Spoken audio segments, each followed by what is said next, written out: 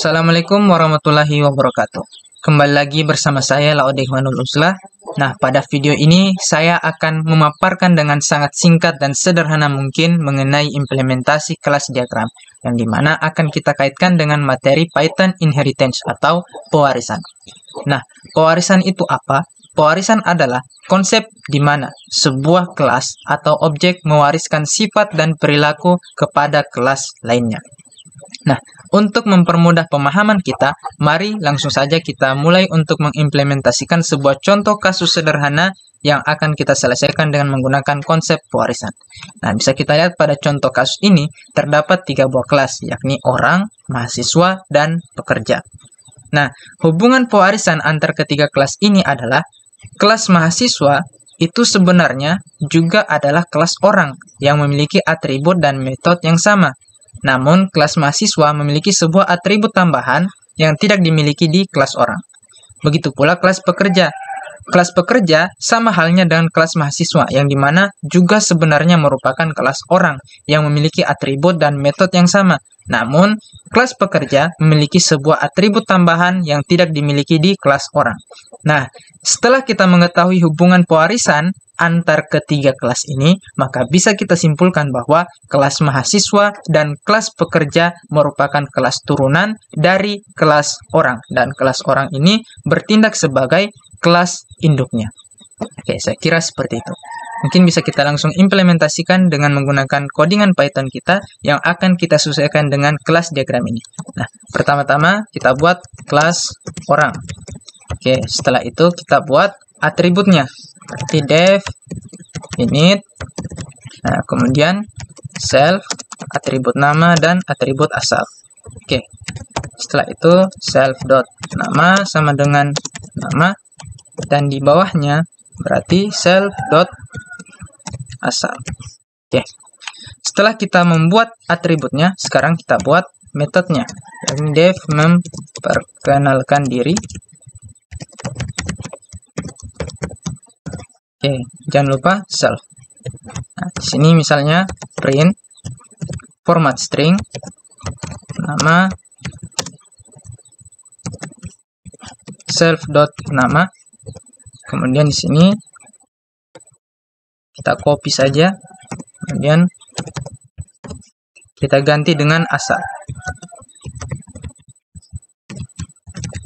Oke. Di sini kita buat huruf A-nya menjadi kecil. Nah, kelas induk, yakni kelas orang, telah berhasil kita buat.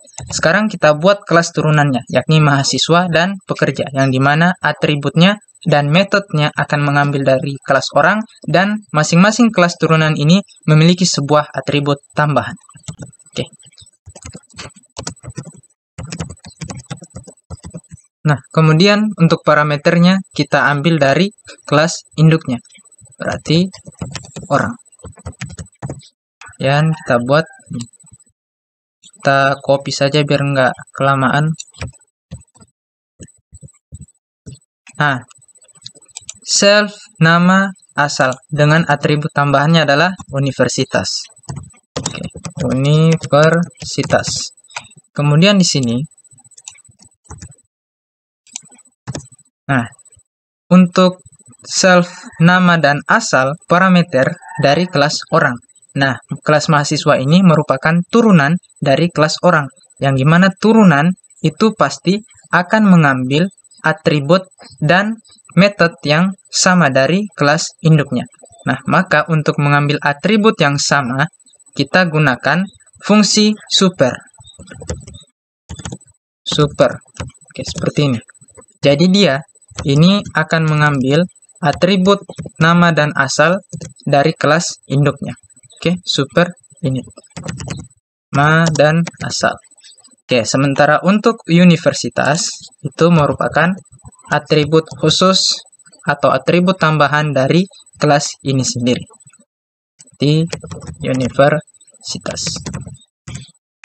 Oke, kemudian di sini tinggal kita tambahkan universitas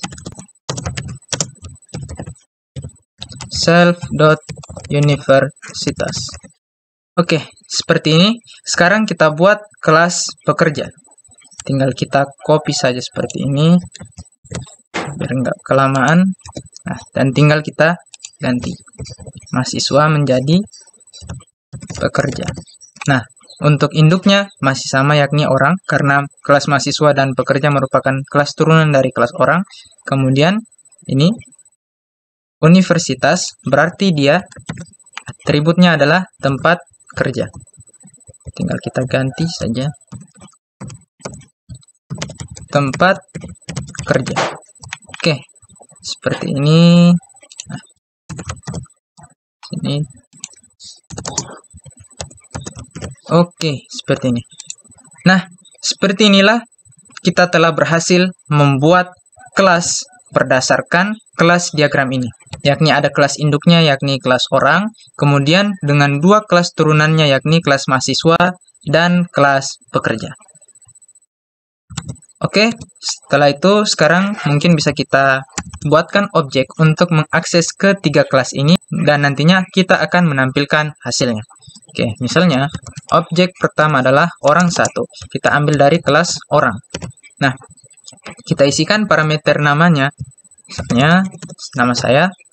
Kemudian asalnya dari Sultra. Oke, kita tinggal copy lagi. Nah, di sini kita isikan untuk objek mahasiswa. Nah, misalnya seperti itu. Mahasiswa. Oke, di sini berarti parameter untuk argumen ketiganya yakni universitas. Lalu Oleo. Oke, kemudian di sini pekerja.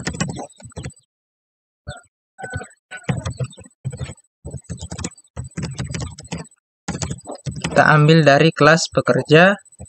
Dan untuk parameter atau argumen ketiganya yakni tempat kerja.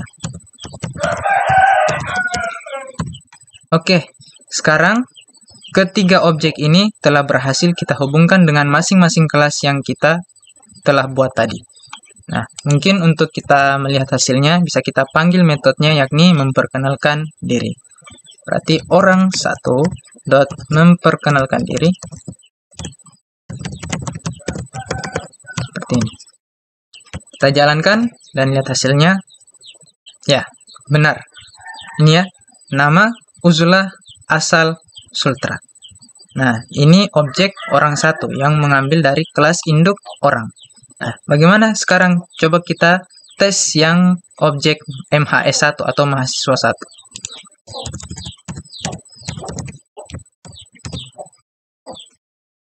Nah, ini. Nama Uzlah asal Sultra, Universitas Halo Oleo. Kita tes lagi yang pekerja.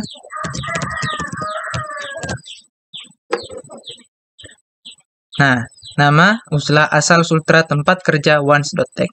Nah, jadi seperti inilah mengenai konsep pewarisan, yang dimana ada sebuah kelas induk, kemudian diikuti dengan kelas turunannya, yang dimana kelas turunannya itu akan memiliki atau mempunyai atribut, ya, atribut dan juga metode yang sama dengan si kelas induknya. Seperti inilah konsep pewarisan sederhana.